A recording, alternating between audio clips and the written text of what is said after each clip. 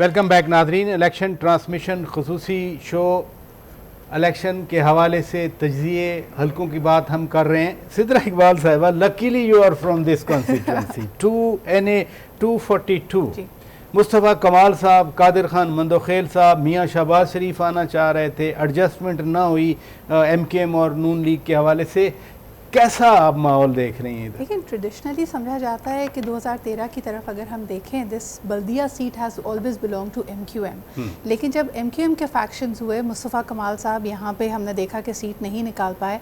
उस वक्त इनको हार्डली, जब PSP के तरफ से खड़े हुए तो सिर्फ 8000 वोट पड़े।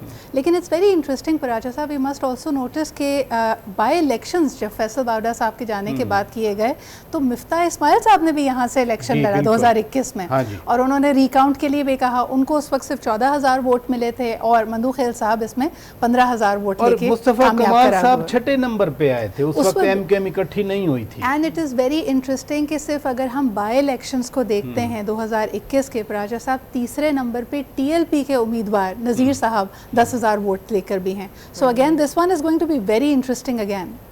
नहीं, लेकिन मंदोखेल साहब जैसे बाई इलेक्शन में जीते, MKM के अपने उम्मीदवार भी थे, PSP के मुस्तफ़ा कमाल साहब थे।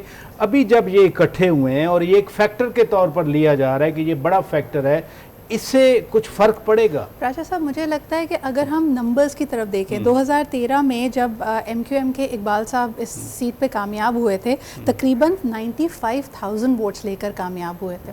बाई इलेक्शंस की अगर हम बात कर रहे हैं तो 15,000 वोट पड़े। उससे पहले जब फैसल बावडा साहब ने 2018 के इलेक्शंस में ये सीट जीती तो भी उनको सिर्फ 35,000 वोट मिले। तो टर्नआउट पे डिपेंड करेगा। फैक्शंस बहुत बटे हुए हैं, तो वोटर का बाहर निकलना और कौन सा उम्मीदवार कामयाब करार पाता है, that's still going to be anybody's game। लिहाजा 8 फरवरी अगेन वही इंटरेस्टिंग होगा। मनीदे, आप लाहौर की बात कर रही हैं, मैं ज़रूर जानना चाह रहा हूँ 2018 में तहरीक लब्बैक पाकिस्तान की 3 यहाँ पे MPAs वो जीते थे, पंजाब में नहीं जीते थे। अदरवाइज़ तो पार्टी तो लाहौर पंजाब से ही बनी। इस बार कितना उनका जोर है वहाँ? कहते हैं हर कॉन्स्टिट्यूंसी में 10-15 हज़ार वोट है TLP का। देखिए, चूँकि मैंने लाहौर की 3 बड़ी कंस्टिट्यूंसीज तो अच्छी तरीके से कवर की हैं, तो मैं आपको ये बता सकती हूँ कि TLP का वोट ज़रूर है।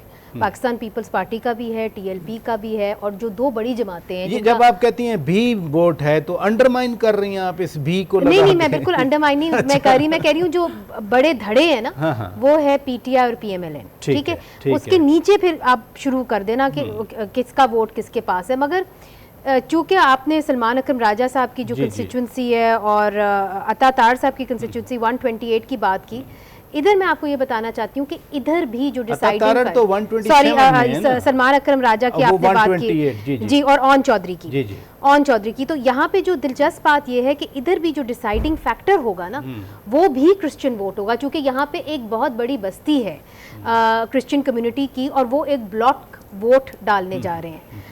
अब अगर बता दूं कि किसको डाल रहे हैं तो शायद इट वोंट बी फेयर, मगर आप ये समझ नहीं, आपके शो में उन्होंने खुद कहा। चले ठीक है, फिर मैं कह देती हूँ फिर मैं कह देती हूँ कि जो उन्होंने बड़ी क्लियरली ये बात कर दी है कि जी वो इस बार जो है पाकिस्तान मुस्लिम लीग नून को वोट डालने जा रहे हैं। इसीलिए इन हलकों के अंदर जो माइनॉरिटी वोट्स है वो बड़ा इम्पॉर्टेंट है, क्योंकि वो एक तरीके से ब्लॉक वोट के जरिए जा रहा है। कई इलाकों में और कई जगहों पे हमने देखा है कि उधर भी डिफरेंस है कि जो बड़े हैं किसी और को वोट डाल रहे हैं, नौजवान किसी और को डाल रहे हैं, मगर अमूमन हमने देखा है कि ब्लॉक वोट खासतौर पे माइनॉरिटीज़ का क्रिश्चियन वोट वो एक ही पार्टी को जा रहा है। थोड़ा सा टाइम रह गया। तारिक चौधरी, ये मियाँ नवाज शरीफ भी 2 सीटों पे, मियाँ शहबाज शरीफ भी 2 सीटों पे, मौलाना फजलुर रहमान भी 2 सीटों पे, बिलावल भुट्टो दरदारी भी 2 सीटों पे।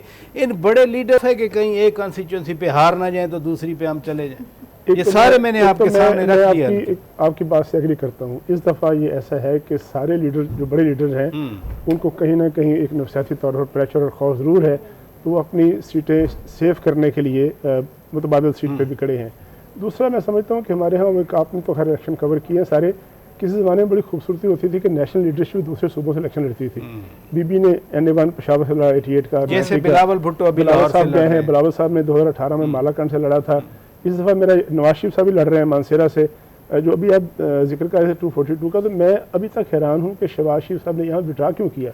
मुझे अभी तक समझ नहीं आई, आगे जाके बहस भी करेंगे इस बात में। चले आगे जाके इस पे बहस करेंगे। बहुत शुक्रिया सिद्रा इकबाल, मनीद जहांगीर, तारिक चौधरी। नाजरीन, इलेक्शन ट्रांसमिशन का सिलसिला जारी रहेगा, लेकिन यहाँ एक ब्रेक लेते हैं।